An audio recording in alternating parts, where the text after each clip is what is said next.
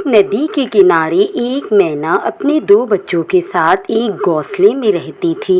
اسی ندی میں ایک مگرمچھ رہتا تھا جو ہر وقت درخت کے پاس آ کر سوچتا تھا، نہ جانے کب وہ گھڑی آئے گی جب مجھے اس پرندے کے بچوں کو کھانے کا موقع ملے گا۔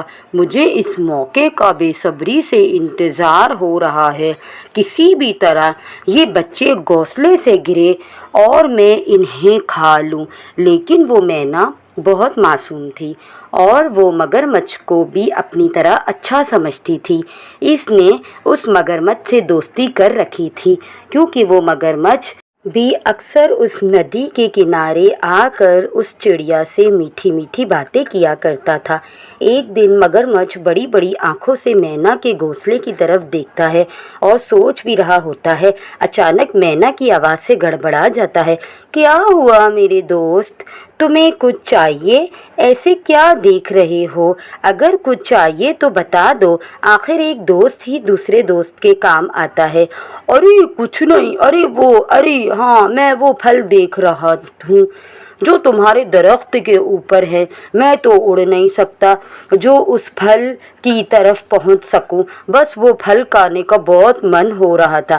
مگرمچھ جھوٹ بول دیتا ہے، بس اتنی سی بات، تمہیں حسرت کرنے کی کیا ضرورت ہے؟ تم نے مجھے پہلے ہی بتا دیا ہوتا، میں اپنی چونچ سے توڑ کر تمہیں پھل دیتی ہوں۔ ارے تمہاری چونچ تو بہت چھوٹی ہے، ایک سے میرا دل نہیں بھرے گا۔ ارے تو اس میں کیا ہے، میں پورا دن لگا کر وہ پھل توڑ کر تمہارے لیے لاؤں گی، جتنے تم بولو گے۔ مینا اسے توڑ توڑ کر دیتی ہے اور وہ کھاتا ہی جاتا ہے اور ساتھ میں دل ہی دل میں یہ بھی سوچ رہا ہوتا ہے کہ جس درخت کے پھل اتنے میٹھے ہیں اس کے پکچی کیا ہی زبردست ہوں گے۔ ارے کب آئے گا یہ وقت، کب آئیں گے یہ میرے منہ کو، کیا خوب ہوں گے وہ لمحے۔ وہ مینا ایک صبح اناج اکٹھا کرنے گھر سے نکل جاتی ہے۔ بھوجن کی تلاش میں اسے بہت دور جانا پڑتا ہے۔ ایسے ہی کافی دن گزر جاتے ہیں۔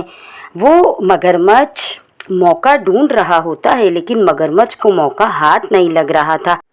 ایک دن مینا کی دوست لوسی کبوتری اس کے گھونسلے میں اس سے ملنے جاتی ہے اور وہاں بچے اکیلے ہوتے ہیں۔ ان میں سے ایک کہتا ہے، آنٹی ماما آتی ہوگی، آپ تھوڑا انتظار کر لیں۔ وہ مینا کے گھونسلے میں بیٹھی انتظار کر رہی تھی کہ اچانک مگرمچھ آ جاتا ہے۔ لوسی کو مگرمچھ کا اس طرح گھونسلے کی طرف دیکھنا بالکل اچھا نہیں لگ رہا تھا۔ وہ بول ہی پڑتی ہے، ارے مگرمچھ صاحب، ایسے گھونسلے کی طرف کیا دیکھ رہے ہو؟ ٹکر ٹکر بچوں کو کھانے کا ارادہ رکھتے ہو کیا؟ مگرمچھ عجیب سا منہ بنا کر بولتا ہے، ارے یہ تم کیا کہہ رہی ہو؟ یہ تو میری دوست کے بچے ہیں، مینا مجھے روز اس درخت کے پھل کھلاتی ہے۔ لوسی کو بہت عجیب لگتا ہے۔ وہ دل ہی دل میں بولتی ہے، ایک مگرمچھ اور مینا دوست، یہ تو عجیب ہی بات لگتی ہے، بھلا ان کا کیا جوڑ؟ وہ اپنا دماغ جھٹکتی ہے اور اتنی دیر میں مینا آ جاتی ہے۔ لوسی ایک گہری سوچ میں ڈوبی ہوئی ہوتی ہے۔ اسے مگرمچھ پر شک ہو رہا تھا۔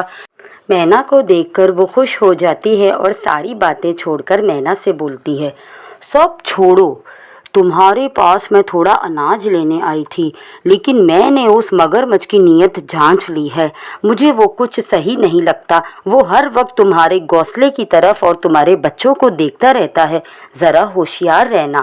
لوسی کی باتیں سن کر مینا بھی تھوڑی پریشان ہو جاتی ہے۔ پھر مینا لوسی کو کچھ اناج دیتی ہے۔ لوسی کہتی ہے، بہت شکریہ تمہارا، تمہیں تو پتہ ہے میرے بچے ذرا بیمار ہیں اور میں اناج کی کھوج میں زیادہ دور نہیں جا سکتی۔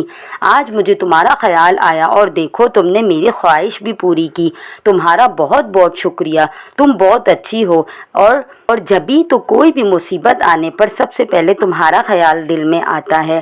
لوسی یہ کہہ کر وہاں سے چلی جاتی ہے، لیکن اب مینا بھی لوسی کی باتوں پر عمل کرتی ہے اور مگرمچھ سے ذرا دور دور رہتی ہے۔ مگرمچھ سے بات بھی نہیں کرتی اور اپنے کام سے کام رکھتی ہے۔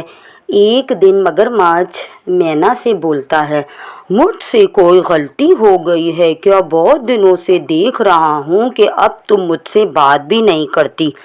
वो मगरमच्छ की बातों पर ध्यान नहीं देती और जवाब भी नहीं देती। मगरमच्छ दिल में सोचता है, अगर ऐसा ही है तो मैं एक भी दिन इंतज़ार नहीं करूँगा और आज ही उस मैना के बच्चों को खा जाऊँगा।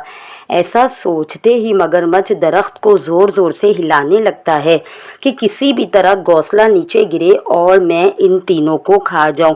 मैना ऊपर से आवाज़ें देती है, धोखेबाज मत करो ऐसा, मैंने तुम पर भरोसा किया, तुमने मेरा भरोसा तोड़ा, तुम बहुत धोखेबाज हो। हाँ, मैं काफ़ी दिनों से इसी मौके की तलाश में था, लेकिन तुम मौका ही नहीं दे रही थी। ऊपर से वो तुम्हारी दोस्त लूसी कबूतरी आ गई और मेरा सारा खेल बिगाड़ दिया। अब तो मैं किसी की नहीं सुनूंगा। उसी वक्त लूसी फरिश्ता बनकर मैना के घोंसले में आ जाती है और वो मैना को बोलती है, जल्दी करो मैना, बबलू को मैं अपनी कमर पर बिठाती हूँ और गुड़िया को तुम उठाओ, हमें यहाँ से दूर जाना होगा। ये मगरमच्छ तो मुझे लगता है पागल हो गया है और इसकी ताकत के आगे हम कुछ नहीं कर सकते।